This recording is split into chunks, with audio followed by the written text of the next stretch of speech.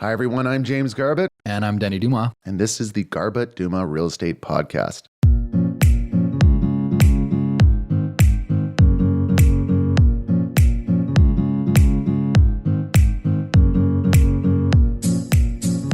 Monica, it was really only a matter of time that the provincial government steps into Greater Vancouver real estate. And we've even been talking about this for a year, since, I'd say probably the end of 2020. We saw like COVID hits, 3 or 4 weird months, and then real estate goes bonkers for the next 6. And it felt a lot like 2016, 2017, where it seemed like every sale that, or every property that came up was setting a new record, and weekly it was just changing. And that's what it felt like in 2016 when they brought in the foreign buyer tax. That's what it felt like in, I think it was 2017 when they brought in the stress test. Then there's been numerous other things that provincial governments have done in the last 5 years or so. And it was only a matter of time. And so now we have this new proposal that is interestingly named the cooling off period. Cooling what off? I mean, like, just by listening to the name of it, it doesn't really make sense to me. And at first when I read it, I was like, are they just going to ban sales for a few months and just like everyone just take a chill pill, just relax, everyone relax. Everyone cool off. We're going to restart real estate in April of 2022, whatever. Maybe just, let's just quickly summarize what it is that they're proposing. And I've read a couple things on it. Obviously, a lot of realtors are talking about it. We'll kind of share our thoughts in terms of how this could potentially affect Greater Vancouver real estate, if at all, over the coming year. But I believe it's proposed for the spring. Spring, correct? yeah. Okay. Maybe give me your little summary. Right. So this cooling off period is supposed to be similar to the rescission period if you were purchasing new construction. So basically from the time that you and the seller decide that you both agree on your offer, the clock would start. And then you would have a few days, 5 or 7, depending on what they decide to go with. You'd have a few days to make sure that you're comfortable with the purchase. And at the end of that period, the deal would become firm. I'm not really sure if they're going to make it where your deposit is due. Say, for example, you have a subject-free offer, your deposit is due the day that the offer is accepted, which is what common practice is, even in new construction, or if your deposit would be due at the end of the rescission period. But in any event, you would get your deposit back 100% if you decided not to complete the purchase. Yeah. Like most new policy that provincial governments have brought out in terms of real estate in the last bunch of years, at least since we've been paying attention to real estate and policy in real estate, seems like very little thought has gone into this idea. And when they announce things, there's a really limited amount of detail that they actually provide to consumers and to people in the real estate industry of what this is potentially going to look like. So there's a lot of like, as soon as I'm reading something, or I'm sure you're feeling the same way, Monica, but like as soon as you read something, you're like, well, what about this? What about this? What about this? And there's like zero information. So my first few thoughts are, you can't force a buyer to not pay a deposit until the end of a rescission period. Nope. Buyers understand that including a deposit with their offer makes their offer look stronger. Why would they want to make their offer look weaker? I don't know, like... Well, there's a lot of questions. Are you going to be able to waive this rescission period? Right. So there's a lot of questions here. And like you said, real estate is such an intimate and personal thing for so many people. So to make this general announcement that something is going to massively change the way that we do real estate without any information whatsoever is a little bit dangerous, because then you have a lot of speculation, a lot of confusion, buyers and sellers not knowing if they should hurry up and sell now before this rescission period comes into place, or buyers wondering if they should just wait until the rescission period comes into place. So there's a lot of confusion on what to do. And to be honest, we don't really have the answers to those type of questions yet, because we're not informed. Yeah. They haven't informed us about what's going to happen, because they're still in the research gathering phase. Yeah. I think it's important to note why this idea was even brought up and what they're trying to achieve by implementing this cooling off period. And they've said, and when I say they, I'm talking about like provincial government and Minister of Finance, Selena Robinson. The key thing that they're trying to fix is getting buyers out of bad situations, allowing buyers to have time to do due diligence. That's kind of what they have noted as the reason for this proposal, is giving buyers time to do proper due diligence. Yeah. So as it is right now, buyers have time to do their due diligence. I think it's important to note that this is a problem that is not a problem, right? They're solving something that is not a problem. So as of right now, it's really important to always align yourself with a professional, not to hire your sister or cousin or brother or whoever just got licensed, to make sure you do your own due diligence in hiring a realtor. And most good realtors that I know, most of them do all the due diligence for their clients and with their clients prior to writing an offer. And this whole idea of this rescission period is wrapped around this subject-free offer fear, because there's this hilariously untrue rumor and notion out there that subject-free offers are just blind offers made off of no information whatsoever by buyers who have absolutely no idea what they're buying. And that's just not the case at all. Mm-hmm. We've written a lot of subject-free offers this year for buyers, and all of our buyers out there and all of our clients listening know that we bend over backwards to make sure the due diligence is done ahead of time. And most realtors do. There's very few that don't. And don't get me wrong, there are problems sometimes. People take possession and the properties are not exactly what they expected, or things go a little sideways in some areas. But those things are not caught in due diligence. Those are things that inspectors are not able to find when they do inspections, things that we're not able to read on the paperwork that we get. Mm-hmm. So those problems aren't going to go away by adding this rescission period. If you're a listener of this podcast, you've heard us say many, many times that subject-free does not mean no due diligence. Subject-free means due diligence pre-offer. That's what it means. And I don't know if you're necessarily correct in saying most realtors do a really good job of preparing most their good clients. Professional realtors. Yeah. I mean, in this world of busy real estate, low inventory, high demand, a lot of multiple offers, it's very, very important who you work with on the buy side. And I don't think I get the idea and the issue of what they're trying to solve. It sounds good on paper. And maybe to uneducated real estate consumers, it sounds like, oh, the government is protecting me. But this is not a problem. This is not a problem that actually exists in this real estate market right now. This is not something that people are, like Monica said, going in blind most of the time. Most of the time, they're doing all the exact same due diligence they would do if they had an accepted offer with subjects. They're just doing it before the offer. Right. They're chatting with the city about permit history. They're reviewing a property disclosure statement. They're potentially doing a pre-inspection. There's a lot of things that go in, depending on the age of the home. We're looking at oil tank history and all that kind of stuff, but there's a lot of things, and it's just done at a different time in the process of the offer, essentially. Right. So I am a little bit perplexed by what this is really going to achieve, because it sounds like they're moving ahead with it. This is happening. So what will this actually achieve? I don't believe that it's going to slow down the market in any way. I think it's going to frustrate the market, but I don't think it's going to slow it down. There's still going to be multiple offers and competition to get in that first position. And again, going back to good realtors are going to do whatever they can to make sure that their client is the one that wins. So whether it's, bringing the deposit with the offer or whatever we come up with, because we're going to come up with stuff, it's not going to really change the competition to get in that first position of the accepted offer period.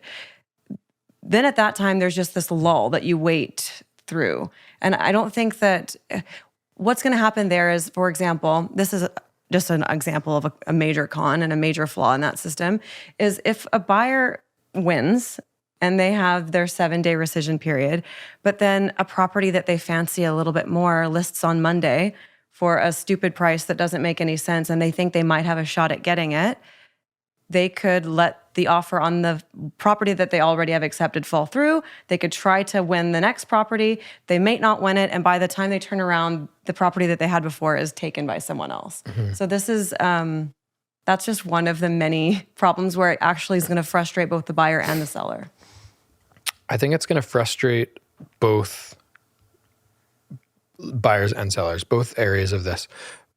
On the buy side, I think it's going to frustrate buyers even more than they are right now, because the realtor that you work with, their reputation is going to matter 100 times more than it does today, right? Yep. If someone who is, I've never heard of, if it's my listing, someone I've never heard of, didn't come to a showing, hasn't communicated with me at all, hasn't texted me, hasn't called me asking what dates the sellers are looking for, I haven't heard of from, sends an offer, and it's a really good offer with a deposit attached and it's subject free, we're likely going to work with that offer. Versus if we have a couple groups that come in this new cooling off period, one, a realtor we've done tons of deals with, we know that they are not interested in wasting their time with people that are not going to go through after this rescission period, and another person we have never heard of. 100% I'm doubling down on the person that I know. Who are we advising seller to work with or counter or, whatever it may be, right? But that relationship, that reputation of those buyer's agents is going to matter more than ever. And when you're working with, like you said earlier, like your cousin or, someone who doesn't do a lot of transactions, maybe has a part-time job that, real estate is just like a thing they do for their friends and family, they're going to be more frustrated because they're not going to land a property. Right. On the sell side, I've thought about this a lot in the last week since this has been announced, and a couple things come to mind. Early on, once this is released, whenever it is, March, April, May, whatever the planned date of release is, I think sellers are going to be confused about how this is going to affect market, and this is going to continually lower our inventory because people are going to wait it out and see what happens. Right. Let's be pretty clear about this. The sole problem we have right now in Greater Vancouver is lack of inventory. And we're promoting policy, inputting policy that is going to further hurt inventory. Right. This seems like a bad idea. Also on the sell side, this juggle in these busy markets of buying and selling at the same time, lining up dates, is by far our number one biggest stress causer for consumers. Absolutely. Number one. This is going to make it worse. Yeah, absolutely. It's going to make it worse. If you've bought something, and let's say you have 60 days to close, and you list your place, and you get an accepted offer, now you have this 7-day rescission period. Someone wrote a subject-free offer, but that doesn't matter anymore. You have 7 days to decide. Now it's literally 7 sleepless nights for these consumers, these sellers, that are trying to figure out if they're going to actually have money to buy this place that they want. Right. It's also one of those systems, and I know that in BC and in Vancouver most specifically, has been a big target of unethical buying and purchasing of properties. And it's really opening the door for that snake to get in, like for people to go around town writing a million offers because they know they have a rescission period and then sitting back and deciding which ones they actually want to buy. Like we're actually creating a storm. Like we're creating the perfect storm for fraud, deception, and a million other problems because of this rescission period. Mm-hmm. It's not like new construction. And there's a reason why, and I think it's really valuable that the government did put the rescission period in for new construction. It's valuable, it's needed. You walk into a presentation center, every single person in that presentation center is there to support the developer. There's a lot of purchases that are made with unrepresented buyers. So a lot of buyers go in and they don't realize that they could have a realtor. So this rescission period is really important for that because it gives them time to maybe go out and find a realtor or do something to protect themselves, read the disclosure statement. Although I know several buyers who've bought new construction without realtors and they don't know where to start with all the paperwork that you get. So it's a valuable tool for new construction, but it doesn't have a place in resale. They're completely different worlds. So even the fact that the people who are bringing in this policy or talking about it are comparing the two worlds is comical, that how uneducated they are on what is actually happening. New construction is so different. So we do a fair amount of new construction in the Tri-Cities, Burnaby, New West, Vancouver. And I asked you this before we started the podcast, but like, when was the last time you were competing for a new construction project? Competing meaning multiple buyers are offering at the same time on the same unit or home. I honestly think maybe once in my career. I don't think I've had one in my career. The way new construction works is different. New construction, in busy markets, every developer and marketing team kind of handles them a little bit differently. Often it's some sort of a lottery system where they promote the project for 2 weeks. They get 600 or 800 or 1,000 people through the door that want to purchase units in this complex. Let's say they have 150 units and they have 1,000 people that want them.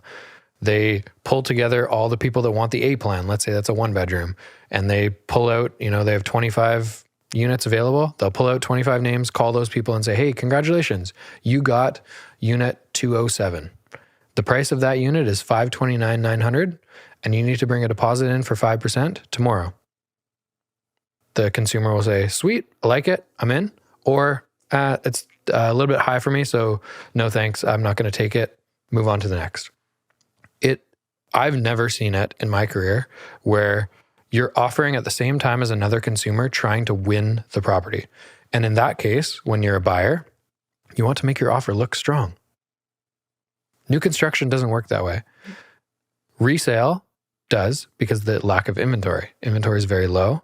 And when a good property comes on the market, like today, Monica had someone write on a townhouse in Coquitlam that had 15 offers. Yep. 15 offers. So if one group has a 7-day rescission period, subject period, and another group says, hey, I've done all my due diligence, I've read the strata documents, I've done a pre-inspection, I've got my financing approved, my mortgage broker's seen the MLS, they've seen the PDS, we've chatted, we've had multiple conversations in the last few days going into this offer, I've got a deposit ready, yeah. I feel confident that I'd like to make a stronger offer so I can beat those people that have 7-day subjects. You're eliminating that option from the consumer now. It really doesn't make any sense. To be honest, the more I try to, even when I found out we were doing this podcast, I tried to devil's advocate it. I tried to look on both sides, and I made an argument in my head for the rescission period for resale. It was weak at best. Yeah. It just wasn't good. And it's just because if you work in the industry, it's a lot more complicated than looking at it from the outside. Yeah. There's a lot more intricacies involved. And truly, it's kind of one of those, it's not broken things. It's not broken. So why are we fixing it? I don't understand. I really don't understand the concept. And it's they're saying it's to protect buyers, to give them the time to cool off. I just don't, it's the same thing's going to happen. Even for the buyer that wins it, then for 7 days, they're gonna be like, oh my God, should I go through with this? What am I doing? And yeah, it's just, it just boils down to maybe put more pressure on the professionals to be doing their job.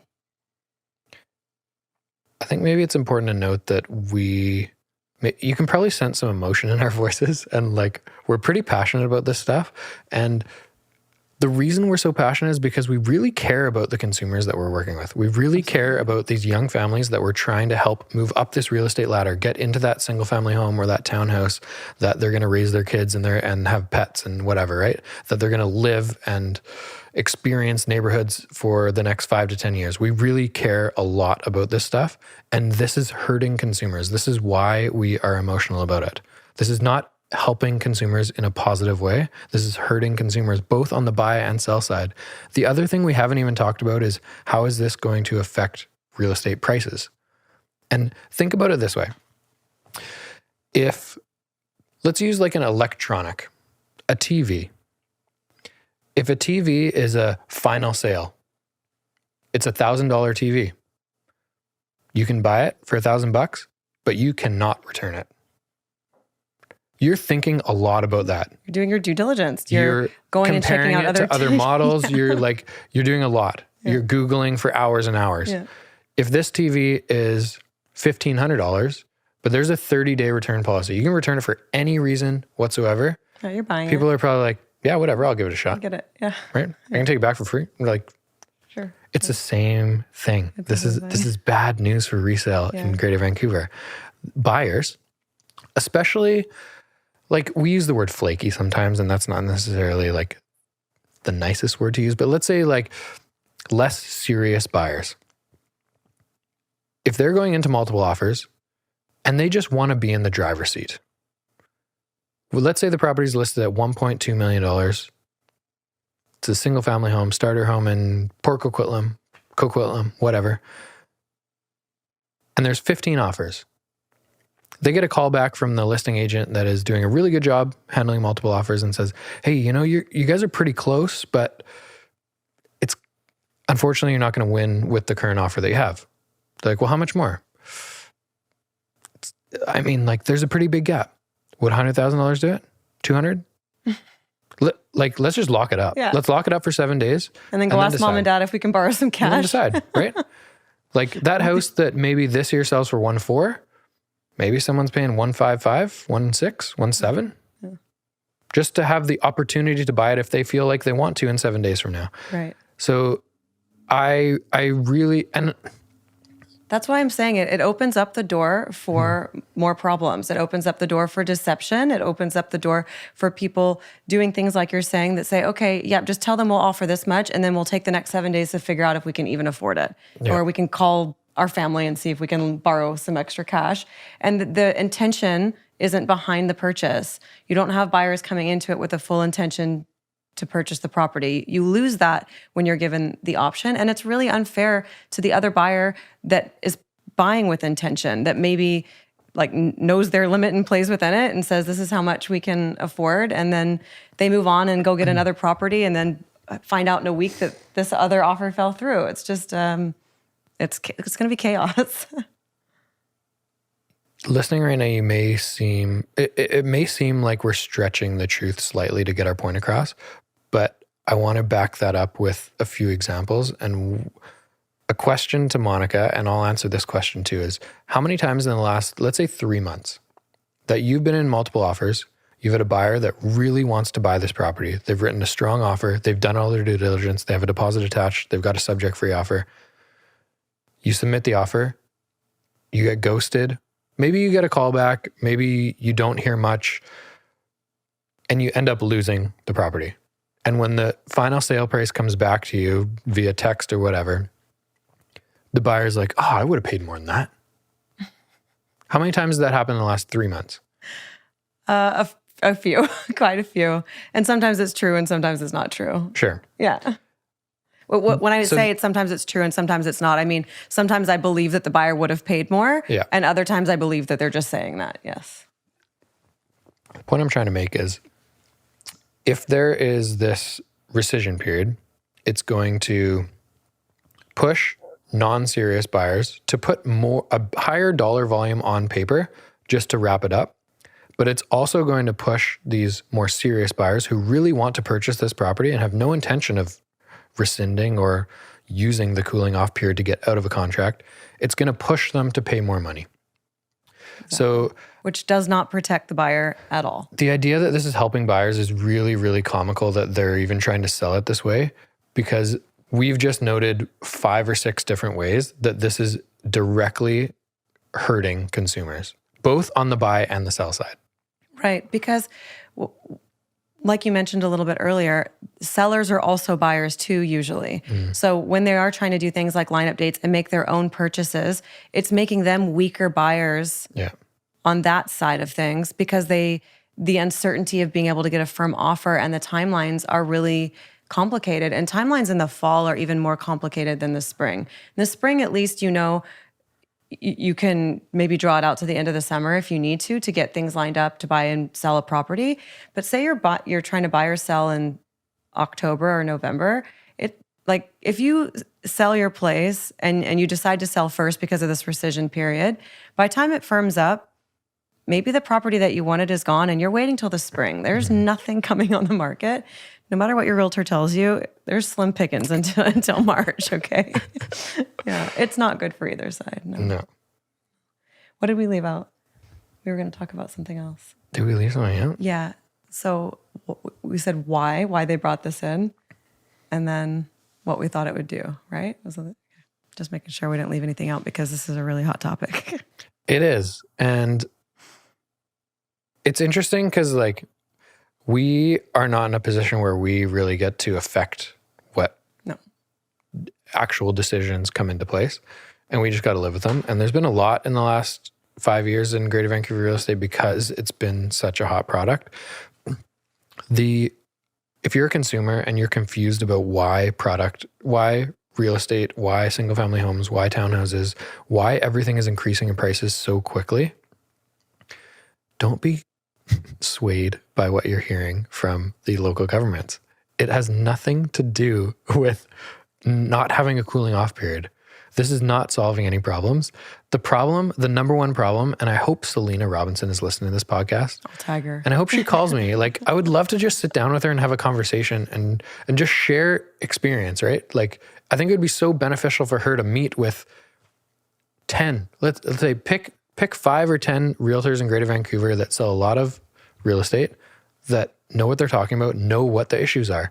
The sole number one biggest factor in Greater Vancouver real estate, and nothing is even close, is the lack of supply. There's not enough homes for people to purchase that comparatively to how many people want to purchase those homes. Yeah, it's the supply. It has nothing to do with anything else. That's it. It's just the supply. Literally, that is the only factor. That's it. I mean, when they put the stress test in and things like that, that's an easy argument for both sides. You can see where the stress test can protect buyers, but unfortunately, it only is more harmful to the first-time home buyers usually that have smaller budgets that can't get into the market, and it just pushes them further and further away from being able to get in the market, which was a side effect of that. But there are like the taxes and the different things like that. I can argue both sides. I can say, okay, well, it makes sense here and it doesn't make sense there, but this is the one thing that they've put into place since I've been licensed that I just thought, nope, I don't see both sides at all. It's just not going to be helpful. All those things the other things we mentioned have had like a short-term blip in the market, right? Right. Like foreign buyer tax came in August, I think, 2016, and there was like a 6-month slow period. But then by January, February of 2017, single-family home prices were higher than they were in August of 2016 when this came out. So a lot of the stuff that they're bringing in sounds really consumer-friendly, sounds very Canadian-friendly, but it is not addressing the problem. No. And so it's always going to be a short-term fix. And then in another 2 years from now, there's going to be another policy that comes out that they spin in a way that sounds consumer-friendly, but really is not addressing the problem. The problem is supply. There needs to be more homes built for people to live in Greater Vancouver. There's more people that want to live here than there are houses for.